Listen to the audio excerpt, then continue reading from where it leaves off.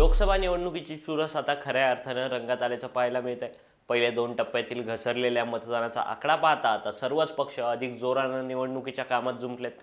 महाराष्ट्रात 7 मे रोजी अनेक महत्त्वाच्या मतदारसंघात मतदान पार पडणार आहे। यापैकी बारामती लोकसभा मतदारसंघात अजित पवार आणि शरद पवारांसाठी प्रतिष्ठेची लढाई असताना तिसऱ्या टप्प्यात माढा आणि सोलापूर लोकसभा मतदारसंघातही चुरशीची लढाई पाहायला मिळते। 2019च्या लोकसभा निवडणुकीत हे दोन्ही मतदारसंघ भाजपनं जिंकले होते। यंदा भाजपला एकनाथ शिंदे आणि अजित पवार यांच्या रूपानं शिवसेना आणि राष्ट्रवादी काँग्रेसची साथ मिळाल्यानं भाजप या दोन्ही मतदारसंघांमध्ये सहज बाजी मारेल असं चित्र होतं। परंतु शरद पवार यांनी मोहिते पाटील घराण्याला आपल्या बाजूला वळवल्यानं माढा आणि सोलापूरमधील राजकीय समीकरण फिरलंय।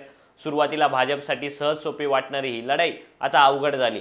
शिवाय माढ्यात समोर थेट धैर्यशील मोहिते पाटलांचं आव्हान असताना आणि सोलापुरातही काँग्रेसचे नेते सुशीलकुमार शिंदे यांची कन्या प्रणिती शिंदेंचं तगडं आव्हान भाजपसमोर आहे। अशा परिस्थितीत भाजपनं या दोन मतदारसंघांसह तिसऱ्या टप्प्यातील इतर मतदारसंघांमध्येही जोरदार फिल्डिंग लावल्याचं समोर आलंय।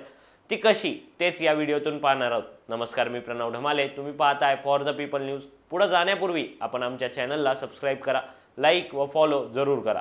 पोस्ट ग्रॅज्युएट डिग्री कोर्सच्या माध्यमातून परिपूर्ण राजकीय नेतृत्व घडवणारं आणि प्राध्यापक राहुल कराड यांच्या संकल्पनेतून साकारलेलं भारतातील पहिलं institute MIT school of government presents जागर लोकशाहीचा। सुरुवातीलाच आपण ज्या दोन मतदारसंघांचा उल्लेख केला त्या माढा आणि सोलापूर मतदारसंघातील परिस्थिती जाणून घेऊ। माढा आणि सोलापूर मतदारसंघात देवेंद्र फडणवीस यांच्या खास मर्जीतील 2 शिलेदारांना निरीक्षक म्हणून पाठवण्यात आले। यापैकी माढ्यात आमदार प्रसाद लाड आणि सोलापूरमध्ये श्रीकांत भारती यांची निरीक्षक म्हणून नियुक्ती करण्यात आली। हे दोन्ही नेते 7 मे पर्यंत मतदारसंघात तळ ठोकून प्रचार आणि रणनीती आखण्याची सूत्र हलवतील। माढ्यात भाजपचे रणजितसिंह नाईक निंबाळकर विरुद्ध राष्ट्रवादी काँग्रेस शरदचंद्र पवार पक्षाचे धैर्यशील मोहिते पाटील यांच्यात थेट लढत आहे। विशेष म्हणजे मोहिते पाटील अगदी निवडणुकीच्या तोंडावर शरद पवारांच्या राष्ट्रवादीत प्रवेश करत निवडणुकीच्या रिंगणात उतरलेत। मोहिते पाटील घराण्याचं सोलापूर जिल्ह्यातील राजकीय प्रस्थ मोठं आहे, त्यामुळेच निवडणुकीच्या तोंडावर शरद पवारांनी टाकलेला हा डाव भाजपला जड जाण्याची शक्यता आहे। याच कारणातून आता शरद पवारांनी टाकलेले हे कोड सोडवायला स्वतः देवेंद्र फडणवीसांनी रणनीती आखल्याचं बोललं जात आहे। सैन्य आणि क्रीडा क्षेत्रात करिअर करायचे, नेताजी सुभाषचंद्र बोस सैनिकी निवासी शाळा पुणे। ऍडमिशनसाठी संपर्क 960 781 1662। दुसरीकडे सोलापूर लोकसभा मतदारसंघात भाजपचे राम सातपुते विरुद्ध काँग्रेसच्या प्रणिती शिंदे अशी थेट लढत आहे। भाजपनं सोलापुरातून विद्यमान खासदारांचा पत्ता कट करत राम सातपुतेंना उमेदवारी दिली।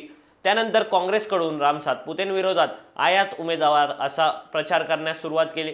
हाच मुद्दा भाजपच्या अंगलट येऊ नये आणि सध्या महाविकास आघाडीच्या सोबत असलेले मोहिते पाटलांचं वलय भाजपच्या विरोधात उलटू नये यासाठी फडणवीसांनी सगळी यंत्रणा कामाला लावल्याचं दिसतंय। याशिवायही महाराष्ट्रात तिसऱ्या टप्प्यात मतदान होणाऱ्या इतर लोकसभा मतदारसंघातही भाजपकडून निरीक्षकांची नेमणूक करण्यात आली आहे।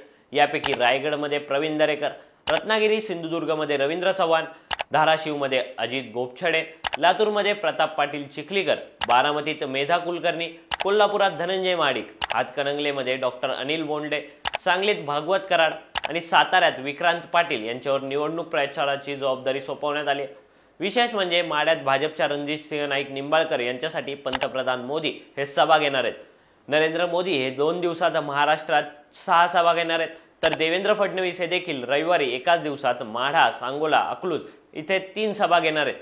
माढ्यात 29 एप्रिलला उद्धव ठाकरे यांची सभा होणार आहे, तर गेल्या काही दिवसांपासून शरद पवारांनी माढा लोकसभा मतदारसंघाचा पट्ट्यात सभा घेऊन वातावरण निर्मिती केली आहे। त्यामुळे माढा आणि सोलापूरमध्ये पुढे काही दिवस राजकीय गरमागरमी होताना दिसेल यात शंका नाही। भाजपनं लावलेली ही फिल्डिंग कामी येईल का, याबाबतचं तुमचं मत खाली दिलेल्या कमेंट बॉक्समध्ये कळवा।